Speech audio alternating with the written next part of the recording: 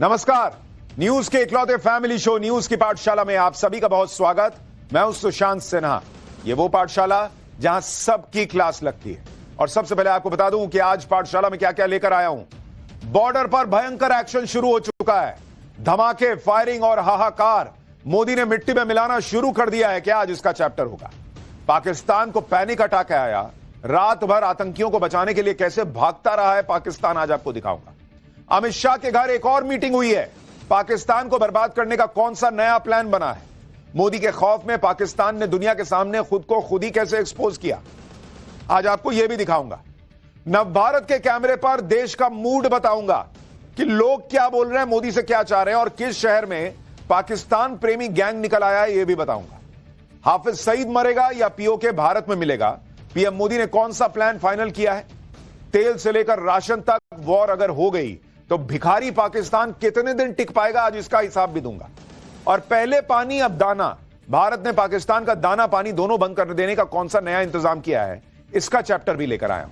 लेकिन पाठशाला की शुरुआत इस वक्त की कुछ बड़ी खबरों के साथ।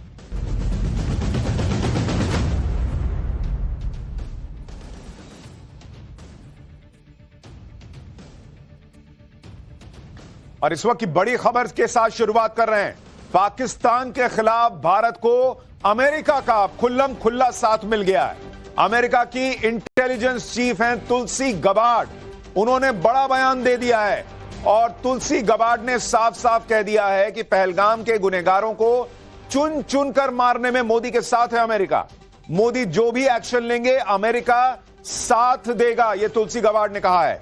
हिंदुओं को निशाना बनाकर किए गए हमले पर अमेरिका भारत के साथ है। यानी पहले डोनाल्ड ट्रंप ने फोन करके नरेंद्र मोदी से कह दिया था कि हम आपके साथ खड़े हैं।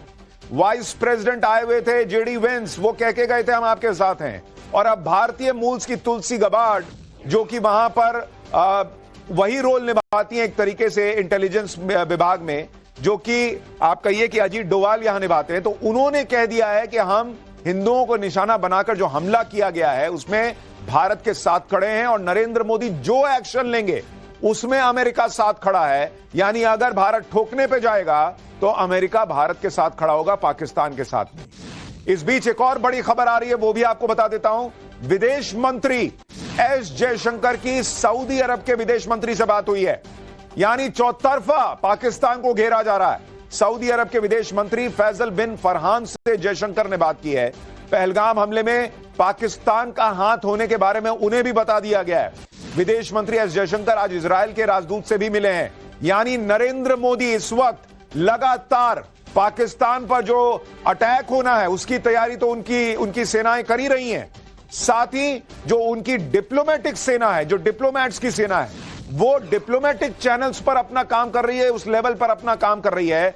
दुनिया को पाकिस्तान के खिलाफ जो सबूत है वो दिए जा रहे हैं, मुस्लिम देशों को दिए जा रहे हैं। सऊदी अरब को बता दिया गया है कि देखिए ये देश इसी के लायक ही, हम क्या करें, हमको करना पड़ रहा है।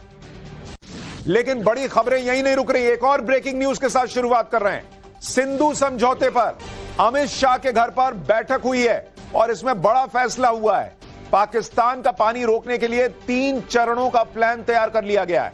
पानी स्टोर करने के लिए डैम की क्षमता बढ़ाएगा भारत। डैम से गाद हटाने का काम तुरंत शुरू कर दिया जाएगा और पाकिस्तान को एक बूंद भी पानी नहीं देने का प्लान तैयार है। तो बड़ी खबर यह आ रही है कि नरेंद्र मोदी ने क्लियर मैसेज दे दिया है कि पाकिस्तान को एक बूंद पानी नहीं जाना चाहिए और उसके लिए जो करना है करो। अभी समय लगे थोड़ा सा, जो अभी कर सकते हो वो करो, जो आने वाले समय में करना है उसकी तैयारी शुरू करो।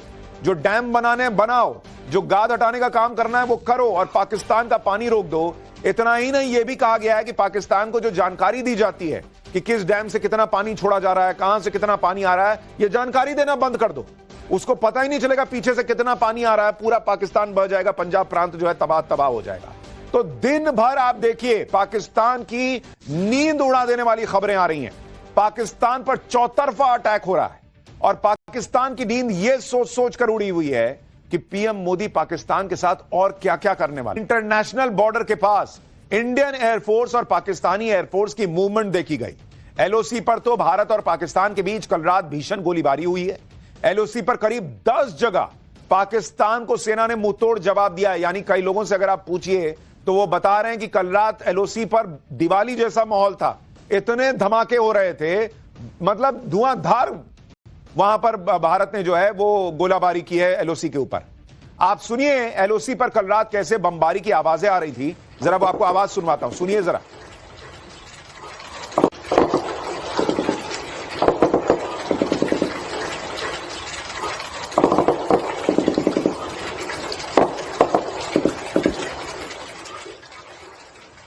यानी जमीन से लेकर आसमान तक पाकिस्तान चौकन्ना तो है, कब कहां से भारतीय सेना कहर बनकर आ जाए वो यही सोच सोचकर परेशान। इस बीच कश्मीर में आतंकियों पर एक्शन तेज हो गया है। सुरक्षा बल आतंकियों के घर पहुंचकर सर्च ऑपरेशन चला रहे हैं, क्योंकि भाई उधर ठोकना जरूरी है तो इधर भी ठोकना जरूरी है। जो घरों में आतंकियों को छुपाते हैं, जो उन्हें राशन देते हैं, दाना पानी देते हैं, मिट्टी में इनको भी मिलाना पड़ेगा। और नरेंद्र मोदी ने सीमा के इस पार भी काम शुरू किया है, उधर भी कर दिया है। एनकाउंटर में टॉप लश्कर कमांडर अल्ताफ लाली को ढेर कर दिया गया है। कश्मीर में आतंकियों के घरों पर लगातार धमाके हो रहे हैं। आपको कुछ तस्वीरें दिखाता हूं। आतंकी के घर भयंकर ब्लास्ट हुआ है, यह उसकी तस्वीर है। जरा एक बार तस्वीर सुनाइए, धमाके की गूंज सुनिए।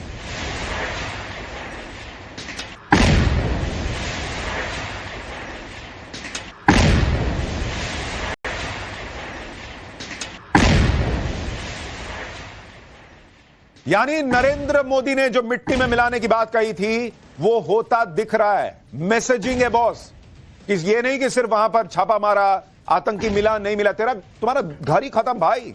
जब दूसरों के घरों में चिराग बुझाने के बारे में तुम नहीं सोच रहे तो तुम्हारा घर किस हिसाब से रहेगा। आप देखिए कैसे सर्च ऑपरेशंस चल रहे हैं, एक एक को चुन चुन कर या तो खत्म किया जा रहा है या उसके घर जो भी चीज है सब खत्म कर दो। इस ब्लास्ट की गूंज कश्मीर में छिपे आतंकियों और पाकिस्तान में बैठे आतंकियों के लिए आने वाली तबाही का ट्रेलर भर है। आप देखिए कैसे कश्मीर में हर गली हर चौराहे पर सेना जो है वो सर्च ऑपरेशन चला रही है। पाकिस्तान और उसके आतंकियों के खिलाफ आज जो जबरदस्त एक्शन हुआ है उसकी एक एक डिटेल आज आपको दिखाऊंगा। कैसे बॉर्डर पर तनातनी बढ़ गई है यह बताऊंगा। पाकिस्तान में इस वक्त क्या माहौल है, मोदी के एक्शन से कैसे वहां नेता डरे हुए हैं, पाकिस्तान खुद कैसी अपनी जो है वो छीछालेदर करवा रहा है, अमित शाह ने जो मीटिंग बुलाई वहां क्या हुआ, यह सब दिखाऊंगा। लेकिन आज जो दिन भर हुआ उसकी पहले एक झलक देखिए।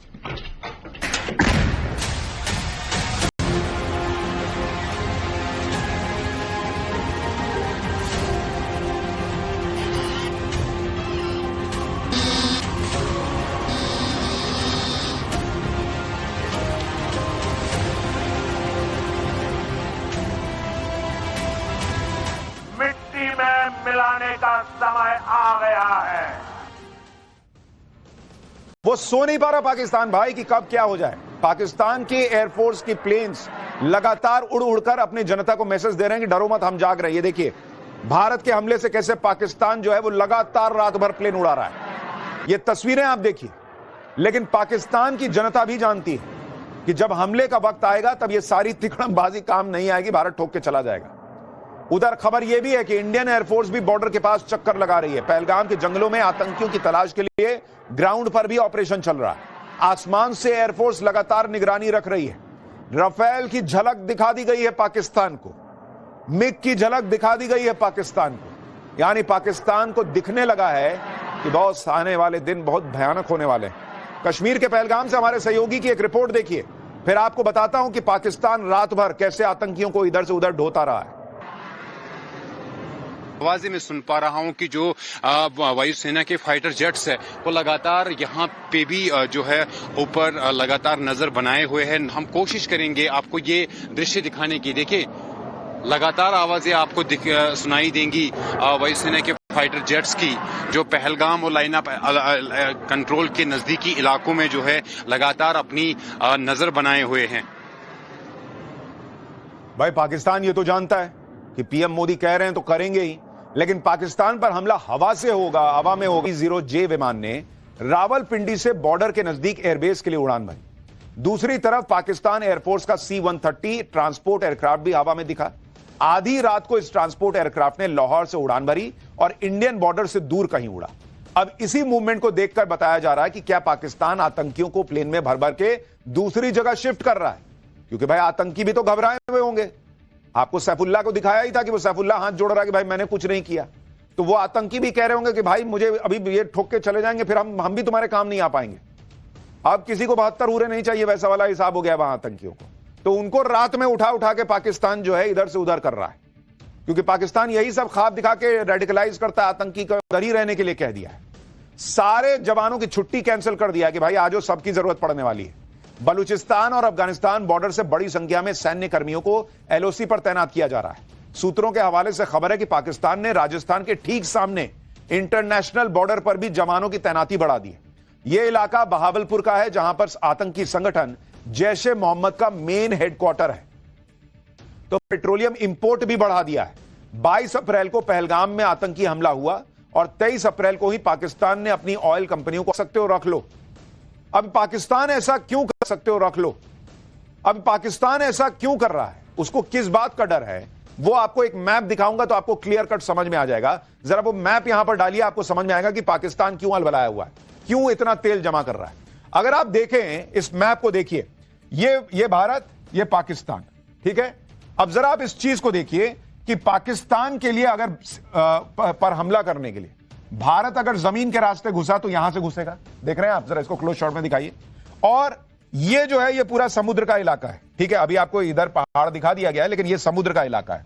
तो उसमें स्थिति ये है कि भारत ने अगर ये कराची पोर्ट भी घेर लिया तो भाई हो गया कांड, क्योंकि पाकिस्तान में कुछ भी जो है वो अंदर जा ही नहीं पाएगा, क्योंकि इधर से भारतीय फौज घुसी रहेगी, इधर अफगानिस्तान है, अफगानिस्तान ऑलरेडी पाकिस्तान को ठोक रहा है, टीटीपी जो है वहां पर।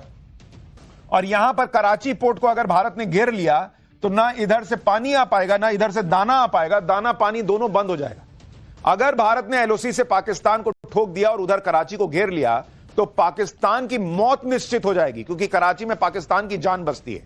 भाई कराची में 2 पोर्ट हैं, पोर्ट कासिम और पोर्ट कराची। कराची के दोनों पोर्ट जो हैं, अगर मैं आपको इसके बारे में बताऊं कि जिसके बारे में हम बात कर रहे हैं, कराची में 2 पोर्ट, एक होता है पोर्ट कासिम। कराची पोर्ट के जरिए पाकिस्तान में तेल और दूसरा सामान आता है। सऊदी अरब, यूएई, कुवैत, इसी वजह से बॉर्डर से लेकर पाकिस्तान के अंदर तक हड़कंप मचा हुआ है। पाकिस्तान खुद को अपने पाले हुए आतंकियों को मिट्टी में मिलने से बचाने की जद्दोजहद कर रहा है। उसको लग रहा है कि भाई इससे पहले भारत चारों तरफ से घेर दे, जितना तेल खरीद सकते हो कि खरीद लो, क्योंकि भाई तेल ही नहीं रहेगा तो लड़ाई क्या लड़ोगे। खुफिया सूत्रों के मुताबिक आईएसआई ने अपने इशारे पर चलने वाले सभी आतंकी संगठनों को अंडरग्राउंड होने के लिए कह दिया है। आतंकियों को अगले आदेश तक पब्लिक के बीच जाने से मना कर दिया गया है कि भाई बाहर मत निकलना। भारत की जवाबी कार्रवाई के डर से पीओके में आतंकियों के सभी लॉन्च पैड को खाली करा दिया गया है। खुफिया सूत्रों का कहना है कि बहावलपुर में मौजूद आतंकी संगठन जैश ए मोहम्मद के हेडक्वार्टर पर सन्नाटा पसरा हुआ है। दावा तो यह भी है कि पाकिस्तानी एयरफोर्स के एयरक्राफ्ट में आतंकी संगठनों के कमांडर्स को सेफ हाउस पहुंचाया जा रहा है। यानी पाकिस्तान अब पहलगाम आतंकी हमले को लेकर भी अपने असली रंग पर आ गया। भारत ने जब पहलगाम हमले के बाद पाकिस्तान को इसका जिम्मेदार ठहराया, तब पाकिस्तान ने इसमें शामिल होने से इनकार किया। लेकिन अब पाकिस्तान के एक मंत्री ने आतंकवाद पर अपने देश को बेनकाब कर दिया, तो उसके दूसरे मंत्री भी इस होड़ में शामिल हो गए। पाकिस्तान के डिप्टी पीएम और विदेश मंत्री इशाक डार ने पहलगाम हमले में शामिल पाकिस्तानी आतंकियों को फ्रीडम फाइटर बताया है। और यह पाकिस्तान की पुरानी फितरत रही है कि वो कश्मीर में एक्टिव अपने आतंकियों को फ्रीडम फाइटर बताता है। आप भी पहलगाम हमले पर पाकिस्तान के डिप्टी पीएम का शर्मनाक कबूलनामा सुनिए। आपको पहलगाम हमले पर सपा प्रमुख अखिलेश यादव और ममता बनर्जी की पार्टी के सांसद शत्रुघ्न सिन्हा को एक बार सुनना चाहिए। पहलगाम हमले के बाद मोदी के एक्शन से जहां पाकिस्तान और पाकिस्तान के लोग घबराए हुए, वहीं समाजवादी पार्टी के मुखिया अखिलेश यादव को बीजेपी से डर लग रहा है। वो पहलगाम हमले में मारे गए लोगों से मिलने के लिए संबंध तलाश रहे हैं, जबकि पूरा देश उन्हें अपना मानकर आंसू बहा रहा है, बदले की मांग कर रहा है। सुनिए, जब अखिलेश यादव से कानपुर जाकर शुभम द्विवेदी के परिवार से मिलने पर सवाल पूछा गया तो कैसा जवाब दे रहे हैं। मुख्यमंत्री सभी कानपुर गए हैं, तो आप विपक्ष के नेता हैं, क्या आप भी जाएंगे? हालांकि परिवार से मेरा कोई संबंध नहीं है और मैं तो अपने पार्टी के लोगों से कहूंगा कि ऐसी घटना में जरूर पहुंचें, क्योंकि कई बार भारतीय जनता पार्टी के लोग व्यवहार भी गलत करवा देते हैं दूसरों के साथ। आप सोच रहे हैं, मतलब बड़ा कलेजा चाहिए भाई ये कहने के लिए कि उस परिवार से मेरा कोई संबंध नहीं है, पार्टी के लोग जाएं। क्या अखिलेश यादव जिस भी पीड़ित के घर गए हैं वो सब इनके रिश्तेदार लगते हैं, इनके रिश्ते में होते तभी जाते हैं? ऐसा तो नहीं है। अब टीएमसी के सांसद शत्रुघ्न सिन्हा को देखिए, पहलगाम हमले में मारे गए लोगों के परिवार वाले चीख चीख कर कह रहे हैं कि आतंकियों ने चुन चुनकर हिंदुओं पर फायरिंग की। कर रही है वहाँ पर हिंदुओं के साथ जो है, ये हिंदुओं क्यों कह रहे हैं? हिंदू मुसलमान सब भारतीय हैं वहाँ पे। ये गोदी मीडिया कुछ ज्यादा ही जरूरत से ज्यादा चला रही है। ये प्रोपेगेंडा वॉर ज्यादा चल रहा है हमारे मित्र माननीय प्रधानमंत्री मोदी जी की तरफ से और उनके ग्रुप की तरफ से ये ज्यादा चल रहा है। मैं समझता हूँ इसको बहुत संवेदनशील मुद्दा है, बहुत इसको गहराई के साथ देखना चाहिए। हमें ऐसी कोई बात नहीं करनी चाहिए और ऐसा कुछ नहीं करना चाहिए, कहना चाहिए जिससे तनाव बढ़े। अभी जख्मों पे मरहम की जरूरत है। आप सोच रहे हैं बॉस, शत्रुघ्न सिन्हा को हिंदुओं को चुन चुन के मार दिया गया, ये सवाल प्रोपेगेंडा लगता है। शत्रुघ्न सिन्हा थोड़ी हिम्मत दिखाएं, जाएं जिनके पति के सिर में गोली मारकर सिर खोल दिया गया। मैं तो विजुअल नहीं दिखा सकता, इतना विभत्स से देख नहीं पाएंगे। जाएं उस महिला को बोलें कि तुम प्रोपेगेंडा कर रही हो। जाएं उस छोटे से बच्चे को बोलें जिसके बाप को मार दिया गया है, जो जीवन भर नहीं भूल पाएगा, उसको जाके बोलें कि छोटे से बच्चे तुम प्रोपेगेंडा वॉर कर रहे हो नरेंद्र मोदी के साथ मिलकर। बोल के दिखाएं। भारत का मोदी विरोधी इकोसिस्टम कैसे और कब पाकिस्तान की मदद के लिए आगे हाथ बढ़ाएगा, यह तो आने वाला वक्त ही बताएगा। लेकिन फिलहाल तो पाकिस्तान को जो झटके लगने शुरू हुए उससे पाकिस्तान स्टॉक एक्सचेंज संभल नहीं पा रहा। पाकिस्तान के शेयर मार्केट में ऐसा भूचाल आया है कि आज तो पाकिस्तान स्टॉक एक्सचेंज की वेबसाइट ही ठप पड़ गई। काफी देर तक वेबसाइट खोलने पर मैसेज आ रहा था, we will be back soon. पता नहीं स्टॉक मार्केट वाले लोग भी जो है वो बंकर में न छुप गए हो, लिख दिया we will be back soon. दरअसल पाकिस्तान स्टॉक एक्सचेंज में आज लगातार दूसरे दिन 2500 से ज्यादा पॉइंट की गिरावट दर्ज हुई, जिसके बाद मेंटेनेंस के बहाने स्टॉक एक्सचेंज की वेबसाइट को ही बंद कर दिया गया। औंधे मुंह गिर रहा पाकिस्तान का शेयर बाजार फिलहाल संभलने वाला नहीं दिख रहा, क्योंकि पहलगाम हमले को लेकर भारत और पाकिस्तान के बीच तनाव की वजह से आईएमएफ ने पाकिस्तान की जीडीपी ग्रोथ रेट के अनुमान को 3% से घटाकर 2.6% कर दिया है। इसके अलावा फिंच रेटिंग्स भी पाकिस्तान में राजनीतिक अनिश्चितता और लगातार बढ़ते सिक्योरिटी थ्रेट को लेकर चेतावनी जारी कर चुका है। इन सभी वजहों से निवेशक जो हैं उनके सेंटिमेंट को इन चीजों ने बुरी तरह से तोड़ दिया है। निवेशक कह रहा है भैया पैसा निकलो, इसके पास जो पैसा रहेगा पता चला या वो कटोरा लेके वही पैसा उसमें डाल के अपना बना लेगा। पाकिस्तान में लोग सिर पटक रहे हैं। अनंतनाग में आतंकी आदिल के घर पर भी मिट्टी जो है उसे मिट्टी में मिला दिया गया, वो मिट्टी के ढेर में बदल गया। सुरक्षा एजेंसियों को यह शक था कि आतंकियों का यह घर उनका अड्डा था, इसलिए कल रात को सुरक्षा एजेंसीज ने सर्च ऑपरेशन चलाया। इसी दौरान घर में धमाका हो गया। ऐसी आशंका है कि घर में एक्सप्लोजिव रखे हुए थे। इसमें एक घर तो आतंकी आदिल का है जो पहलगाम हमले का दोषी है, जिसका स्केच सुरक्षा एजेंसीज ने जारी किया है। इस पर 20 लाख रुपए का इनाम है। आतंकी आदिल लश्कर का कमांडर है। वो 2018 में पाकिस्तान गया था, जहां उसने आतंकी कैंप में ट्रेनिंग ली। आदिल ठोकर ही पहलगाम हमले में पाकिस्तानी आतंकियों को गाइड कर रहा था। सुरक्षा बलों ने आतंकी आदिल के 2 भाइयों को एजेंसीज ने हिरासत में लिया है। कहा जा रहा है कि इस बात का शक है कि आतंकी के दोनों भाई ओवरग्राउंड वर्कर यानी आतंकियों के मददगार हैं। पुलिस और एजेंसियां दोनों इनसे पूछताछ कर रही हैं। आतंकियों के घर पर कैसे एक्शन हुआ और ग्राउंड पर क्या हालात है, जरा इसकी एक रिपोर्ट देखिए, फिर आपको दिखाता हूं कैसे ढूंढ कर आतंकियों का इलाज किया जा रहा है। जो ब्लास्ट हुआ है उसकी हम तस्वीरें आपको दिखा रहे हैं। ये गुरी का इलाका है, अनंतनाग का, दक्षिण कश्मीर के अनंतनाग का इलाका है, जहां पे आप जो तस्वीरें जो देख रहे हैं आदिल ठोकर का घर बताया जा रहा है। और इसी घर के अंदर जो है ब्लास्ट हुआ है। उस ब्लास्ट की वजह से ये घर जो है पूरी तरीके से तबाह हो गया। जो मैंने आपको जानकारी दी वो जम्मू कश्मीर पुलिस के हवाले से मैं बता रहा हूं कि जो कल स्केच जारी किए गए उनमें 2 विदेशी जो मिलिटेंट है उनके साथ साथ आदिल ठोकर का भी नाम आ रहा है। उसका फोटोग्राफ भी जम्मू कश्मीर पुलिस ने रिलीज किया। इस समय हम ट्राल में मौजूद हैं, जहां पे तकरीबन 1:30 बजे के करीब ये धमाका हुआ और ये वो घर है जहां पे आशिक शेख का परिवार रहता था।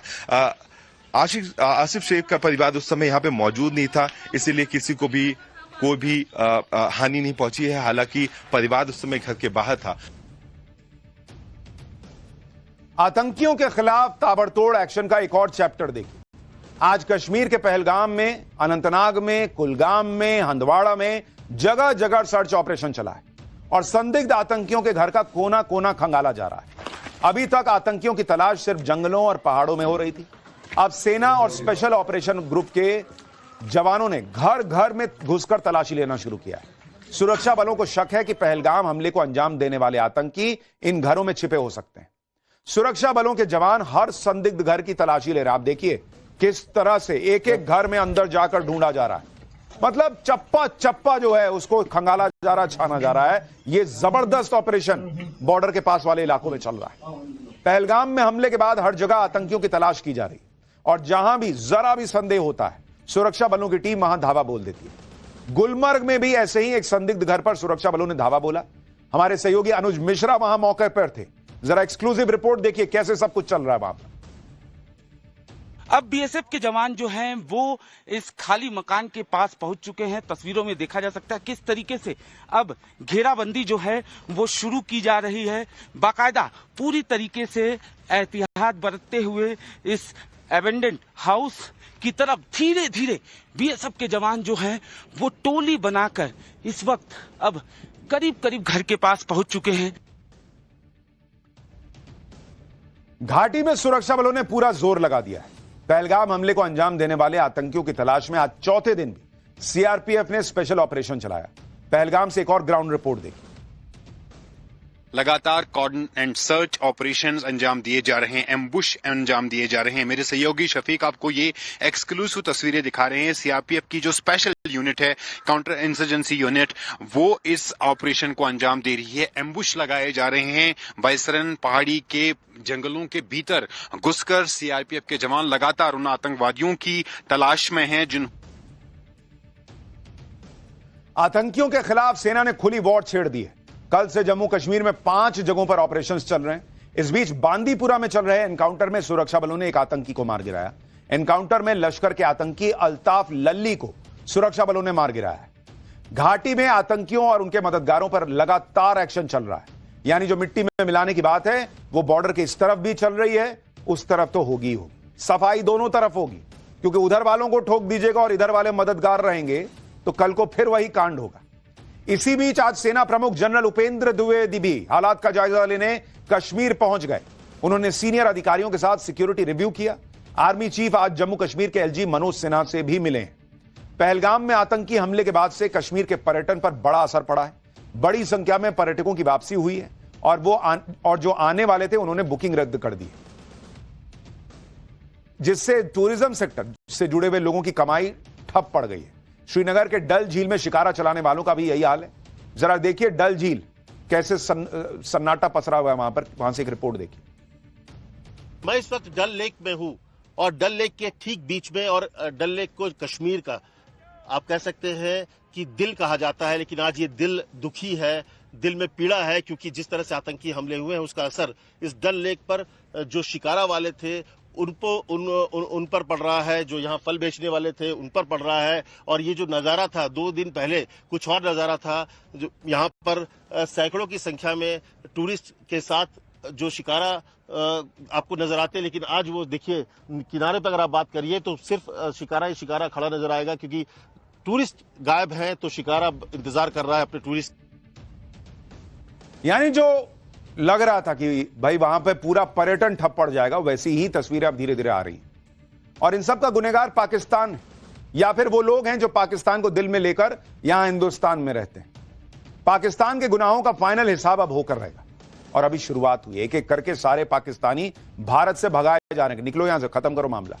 गृह मंत्री अमित शाह ने आज सभी राज्यों के मुख्यमंत्रियों से फोन पर बात की। अमित शाह ने सभी मुख्यमंत्रियों से अपने अपने राज्यों में रह रहे पाकिस्तानी नागरिकों को तुरंत वापस भेजने के लिए कहा। पहलगाम हमले के बाद केंद्र सरकार ने भारत में मौजूद पाकिस्तानी नागरिकों के वीजा रद्द करने का फैसला किया और भारत में रह रहे सभी पाकिस्तानी नागरिकों 27 अप्रैल तक का अल्टीमेटम दिया गया है। तो खुद गृह मंत्री अमित शाह सारे सीएम को फोन किए हैं कि भाई निकाले कि नहीं, हटाओ इनको, भेजो, वापस भेजो भाई। मोदी सरकार के इस अल्टीमेटम का असर भी दिखने लगा है। वाघा अटारी बॉर्डर पर भारत छोड़कर जाने वाले पाकिस्तानी नागरिकों की भीड़ है। गाड़ियों की लंबी लंबी लाइन लगी हुई है। सुनिए वहां लोग क्या कह रहे हैं।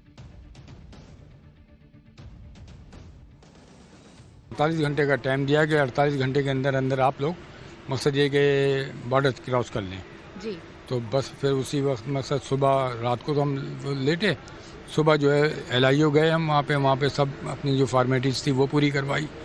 फिर मकसद ये कि कचहरी में उसमें गए, अपना कोतखाने में गए, तो तो वहाँ पे मकसद वो सब कुछ कर आगे हमें 1 बज गया था 1:30 वहाँ पे सब ये फॉर्मेलिटीज पूरी करते करा दी। फिर बड़ी मुश्किल से फिर मकसद ये कि ट्रेन मिल गई 7 बजे हमें बरेली से, तो उसमें हम आए तो अब हम यहाँ पहुँच गए। ये गलत है, हम इसकी भर्त्सना करते हैं, ऐसा नहीं होना चाहिए। इंसान इंसान है, ये खून खराबा इस तरह की नफरत ये बहुत गलत है। जिसने भी किया है अल्लाह भगवान ईश्वर उसे सजा देगा, उसे नेस्तो नाबूद करेगा इंशाल्लाह। कुछ लोगों की वजह से सबको परेशानियां देखनी पड़ रही है और ये सबसे ज़्यादा आम आदमी को तकलीफें हो रही है। अब गलत चीज़ हुई है, इंसानियत के नाते ये सब कुछ गलत हुआ है। मासूमों की जान लेना, किसी को परेशान करना या जान हत्या करना, ये सब कुछ गलत हुआ है। बट ये इसके पीछे सब आम आदमियों को भी परेशानी उठानी पड़ रही है। तो ये सब बातें अपने देश में जाकर अपने लोगों को समझाइए। जब बॉर्डर पर बाहर निकाला जा रहा है कि बॉर्डर से बाहर जाओ, चलो निकलो अपने घर जाओ, तो ये अच्छी अच्छी बातें कहना अच्छा लगता है सुनने में, लेकिन जब हमारे यहां मासूम लोग ठोक दिए जाते हैं, हिंदू हो क्या हो पूछ के सिर खोल दिया जाता है, फाड़ दिया जाता है, तो हमें भी अच्छा नहीं लगता।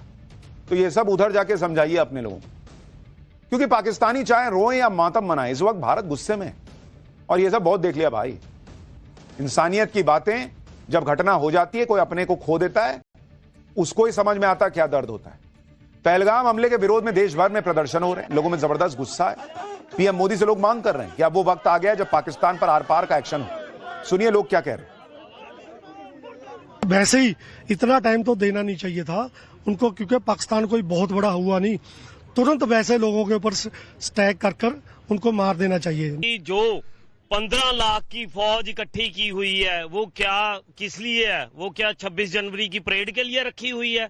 इस देश को इसको बताना चाहिए, जो वहां से आतंकवादी पालता है और भेजता है यहाँ पे, तो इनको पता लगना चाहिए। हमें तुरंत हमला करना चाहिए, तुरंत के तुरंत वहां पे सर्जिकल स्ट्राइक करके उन लोगों का खात्मा कर देना चाहिए। नरेंद्र मोदी जी को जितने सख्त से सख्त कदम उठाने चाहिए बिल्कुल उठाने चाहिए। और घर में घुसने का जो उनका है कि हम किसी को छेड़ते नहीं और कोई हमारे घर में घुसेगा तो हम घर में घुस के मारेंगे, और ये होना ही चाहिए। जब तक घर में घुस के नहीं मारेंगे इनको सबक नहीं आएगा। ये इतने वर्षों से छद्म युद्ध छेड़ रहे, आज तक आर्मी के ऊपर हमला होता था, आज भारत के नागरिकों पे हमला हो रहा है। तो आज जब भारत के नागरिकों पे हमला हो रहा है तो पाकिस्तान के नागरिकों को भी झेलना पड़ेगा कि नागरिकों पर क्या द्वंद होता है। पाकिस्तान पे डायरेक्ट हमला होना चाहिए और नस्ता नाबूद कर देना चाहिए, और कश्मीरी जिनने सहयोग प्रदान किया उनको भी निपटा देना चाहिए। लोगों की राय है कि मोदी जी को पाकिस्तान पर आक्रमण करना चाहिए और यह जहरीले सांप जो आतंकवादी रूप है उसका फन को हमेशा के लिए कुचल देना चाहिए, युद्ध करना चाहिए।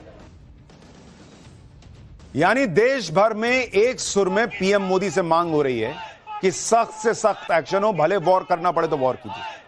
किसी ने कहा कि पाकिस्तान पर एयर स्ट्राइक कर देनी चाहिए, किसी ने कहा ऐसा सबक सिखाओ कि आतंकवाद पर आखिरी कील साबित हो। कोई कह रहा है कि पाकिस्तान का 71 वाला हाल करो, मतलब तोड़ दो, नक्शा ही बदल दो। सुनिए कुछ और लोगों को जो भारत के कैमरे पर बता रहे कि उनके अंदर कितना गुस्सा है। मोदी जी को वो कड़े कदम उठाने चाहिए कि ऐसा सबक सिखाना चाहिए कि उनकी आने वाली नस्लें अगर कभी कोई आत्मघाती हमला या हथियार उठाने से पहले उनको सोचे कि भारत बैठा हुआ है, उन पे नजर रखे हुए है। एक सर के बदले 10 सर। कैंसर को अब पालना नहीं है, इस कैंसर का परमानेंट इलाज अब मोदी जी को करना पड़ेगा, क्योंकि इस कारण से भारत के वासियों को तो मारा जा ही रहा है। ये पहली बार देखा गया इस तरीके से कि उनके धर्म को पूछकर मारा गया। हमारे हिंदुस्तान के जनता को ही केवल जो 5 मिनट का अगर टाइम दे दिया जाए तो जो है पाकिस्तान को नबूद कर दिया जाएगा, एकदम मिट्टी में मिला दिया जाएगा। को पूरा कड़ा एक एक्शन लेना चाहिए, जैसे कि उसने एक हमारे हिंदुस्तानी को मारने से पहले बोला उसकी वाइफ को कि जाके मोदी को बता देना। तो मोदी जी को ऐसा एक्शन लेना चाहिए कि हाँ मुझे पता चल गया कि तूने क्या बोला है, वो मैसेज मेरे तक पहुंच गया है। बट मुझे लगता है कि अब समय आ गया है कि पाकिस्तान को अच्छी तरीके से सबक सिखाया जाए, और जैसे हमने 1971 में पाकिस्तान के 2 टुकड़े किए थे, उस तरीके से पाकिस्तान के और 3-4 टुकड़े करना अब जरूरी हो गया है। लोगों में पाकिस्तान को लेकर गुस्सा बढ़ता जा रहा है, लेकिन आज भी कुछ लोग ऐसे हैं जो साजिश में पाकिस्तान के होने के सबूत मांग रहे हैं। मुंबई में हुए एक प्रदर्शन के दौरान जब हमारे सहयोगी ने जानना चाहा कि पहलगाम आतंकी हमले के बाद पाकिस्तान पर क्या एक्शन लिया जाना चाहिए, इस सवाल पर कुछ लोगों की कट्टरपंथी सोच सामने आ गई। सुनिए कैसे अभी भी कुछ लोग आतंकी हमले की साजिश में पाकिस्तान के होने के सबूत मांग रहे हैं। ये देखिए, सुनिए जरा, उसके बाद दिखाता हूं कि कौन लोग हैं जो हिंदुस्तान में रहकर पाकिस्तान का विरोध करने से भी कतरा रहे हैं। अभी इसमें साबित कहाँ हुआ है कि हुआ है साबित क्या कि पाकिस्तान ने किया है?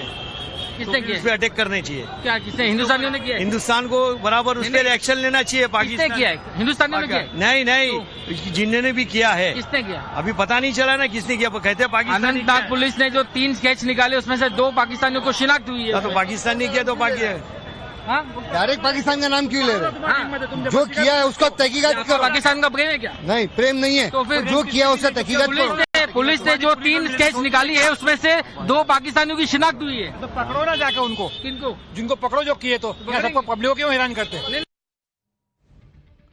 देख रहे हैं आप, अभी भी कई लोग हैं कि पाकिस्तान ने किया, जरा इसका सबूत दो। पाकिस्तान का नाम क्यों ले रहे हो? जिसने किया जाके पकड़ो। पाकिस्तान पाकिस्तान क्या करते हो?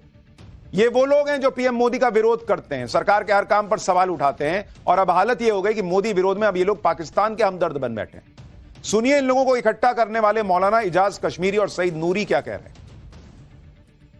यहाँ पर आप कह रहे हैं पाकिस्तान मुर्दाबाद, पाकिस्तान के खिलाफ एक्शन होना चाहिए। पीछे अपने कई सारे भाई हैं जो मुझसे लड़ गए, कह रहे हैं कि पाकिस्तान का भी सबूत कहाँ हुआ है, साबित कहाँ हुआ कि पाकिस्तान के लोग। देखिए, हर आदमी अपने तौर पर जो चाहेगा वो बोलेगा। ये एक जमात है, हिंदुस्तानी ऐसे कैसे बोल सकता है? सबूत है कि पाकिस्तान ने किया। ये उनका पाकिस्तान प्रेम क्यों दिखाई देता है? नहीं, जो भी अपने मुल्क के साथ रहे, पाकिस्तान के साथ खड़े रहना।